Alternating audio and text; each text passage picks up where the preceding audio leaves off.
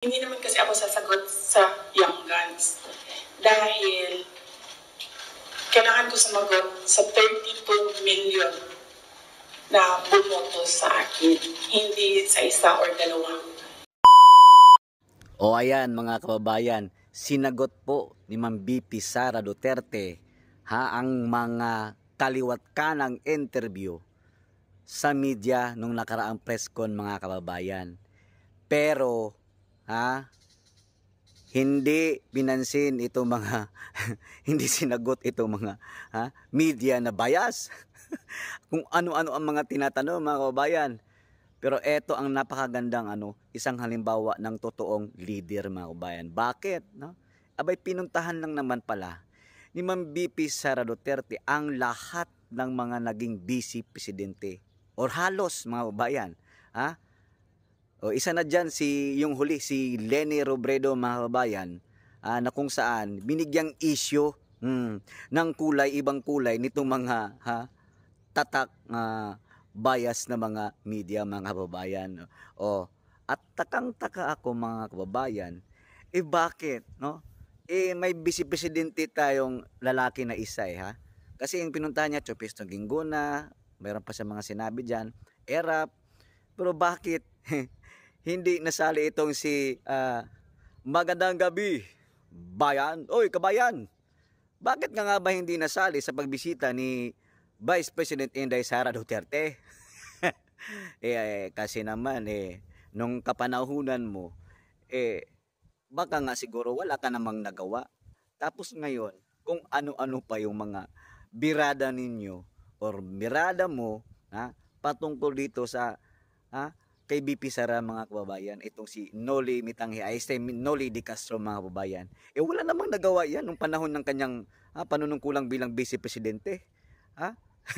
Hindi gaya nito kay Ma'am BP Sara Duterte na kung saan no, halos pinuntahan niya lahat yung gusto niyang puntahan ng mga vice presidente noon. Tingnan niyo mga kababayan, ganun po ang isang napakagandang gesture ng isang vice presidente na marunong tumanaw ng mga nauna sa kanya naging vice presidente. Di ba? Pero mantakin nyo, kahit nahuli man yan, pero bukod tanging isang vice presidente lamang ang nakagawa ng Office of the Vice President, satellite offices. Tingnan nyo yun.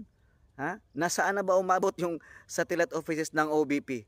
Abay buong Pilipinas na po. At balak pa yan, dagdagan ni Ma'am BP Sara Duterte. Kaso lang, inggitero Ang daming inggitero dyan sa Congress. Nangunguna na dyan si Ko at saka si Romualdez mga kababayan. Lahat ng mga gustong gawin ni BP Sara Duterte ay tilabagay pinipigilan nila. Takot sila kasi alam nila maganda yung ginagawa ngayon ni BP Sara Duterte. Ito yung halimbawa. Tapos mayroon pang isa yung vice presidente dati, si Noli Di Castro. Wala naman yung ginawa yan sa bansa natin. Sige nga, magbigay nga kayo ng magbigay kayo ng pruweba kung anong ginawa ng taong yan. Kung bakit panay tira niya dyan sa mga Duterte at lalong-lalo kay BP Sara. Eto, panoorin na lang natin mga babayan kung ano yung mga sinagot ni BP Sara Duterte hinggil dyan sa kanyang press con. Mga kabayan, sa kakatapos lamang.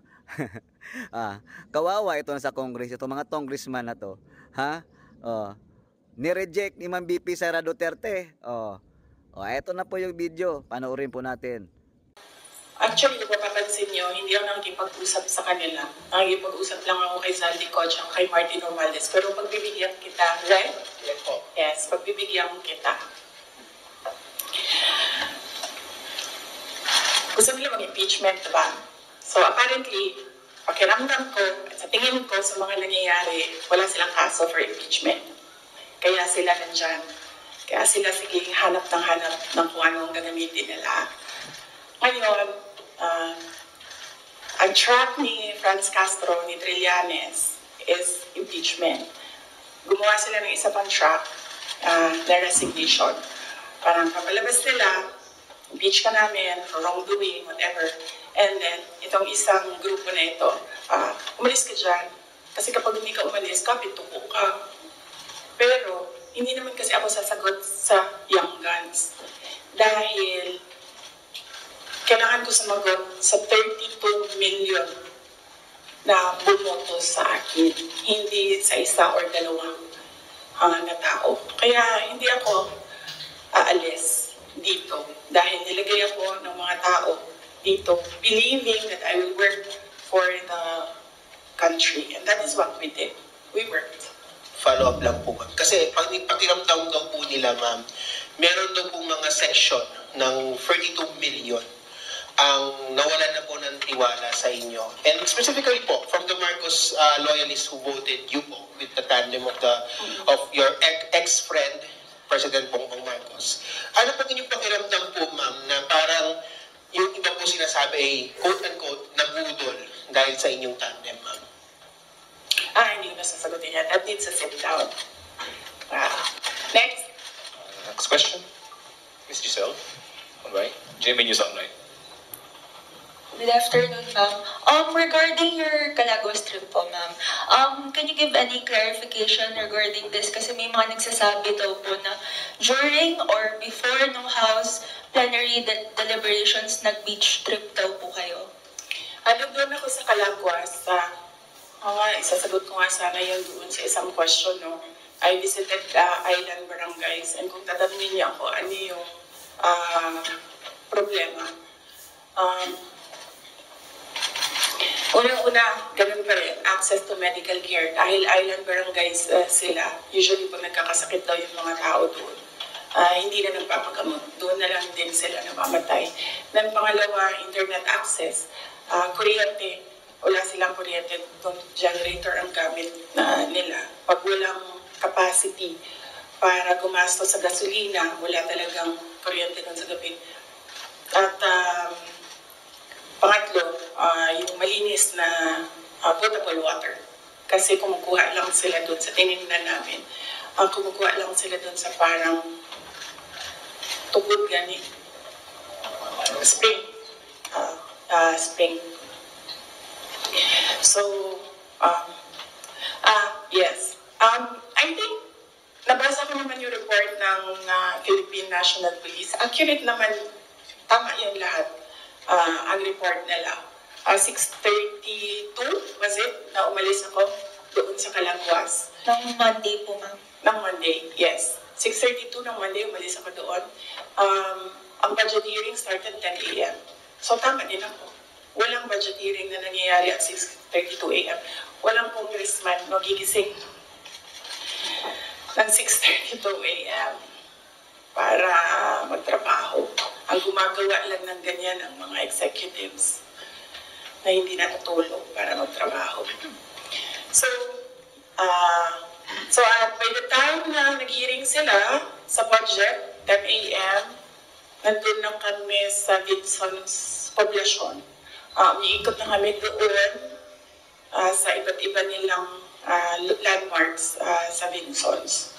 I'm happy na dahil sa aking pagbisita doon ay highlight ang Calaguas Islands. They need more visitors there kasi karamihan sa kanila they depend on tourism na nangyayari lang kapag summer kasi medyo malayo yung boat ride tsaka choppy yung balot nila. Ano sa'yo? Mahalo. Yes. Next question, Mr. Jason Rubigo, SMNI. Other topic? Yes. Any other follow-up questions? Sa Bicol, tapusin muna natin yung Bicol. Can you tell us more about your meeting with former Vice President Tengo? I did not have permission from Vice President Lenny to talk about what we talked about. Pero ito lang yung gusto ko sabihin din sa mga tao. Hindi ba dahil kasi hindi alam ng mga tao or walang picture na lumalabas ay hindi ko ginagawa. Isa sa mga tasks na nilista para sa akin dito sa Office of the Vice President is to visit former Vice Presidents doon sa mga residences nila. Ang una kong nabisita, syempre, hindi alam ng mga tao kasi wala namang lumabas na picture, but mag-excuse lang ako sa family, binisita ko si former Chafisto Gingona, former Vice President Chafisto Gingona sa bahay nila. So I was welcomed there by the family. Nagkausap din kami ni Sir. And then, next was former Vice President Erap Estrada. Binisita ko din sa bahay niya. Anong purpose ng pagbibisita ko? Nagpapakilala ako sa kanila. Nagsasabi ako na ako yung Vice President. At sinasabihan namin sila as former Vice Presidents, we owe it to them na kung may kailangan sila, susuportahan namin sila, yung opisina ng OVP. And we invite them to lend us memorabilia para sa Office of the Vice President Museum. So binisita ko si former President Erap Estrada sa bahay niya.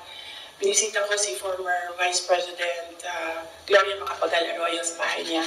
And then ngayon, I had the opportunity to visit Vice President Robredo sa bahay niya. So dalawa na lang, and I still have 4 years to go. Dalawa na lang ang hindi ko pa nabibisita sa bahay nila. Si former VP Pinay and former VP De Castro. Yes, yes. Ma'am, yung comment niyo po dun sa sinabi po ni spokesperson ni Vice President Lenny na si Sir Barry na feel nila nagamit po ninyo sila. Hindi ko na sasagutin si Barry. Kung meron akong sasagutin, dito lang ako sa taas. Si Vice President Lenny, or si President Marcos, or si Zaldico, or si Martin Romualdez. Yeah. For clarification, ma'am, yung meeting with Vice President Lenny, was it planned po or hindi planado yung pagpunta po natin doon? Hindi ko na sasagutin yung details kasi I understand hindi din nagsasabi ng detalye si VP Len.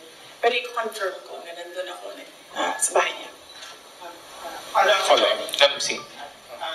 Can you confirm that, the camp of former Vice President Lenny said na it was more on personal, nothing political naman daw. Can you confirm na it was more on personal conversation lang yung nangyayari and nothing political? Siguro no, as she's more senior than me kasi nauna siyang maging Vice President sa akin. Kung meron lang dapat magsalita, siguro dapat si Vice President Lenny yun kasi bahay niya yun and siya yung binisita. So, napaka-assuming ko naman kung ako yung magkukwento, ako na nga yung bisita, ako pa yung madaldal. So, kung si Vice President Lenny Robredo ay walang sinasabi, respetuhin natin kung ano yung gusto niya.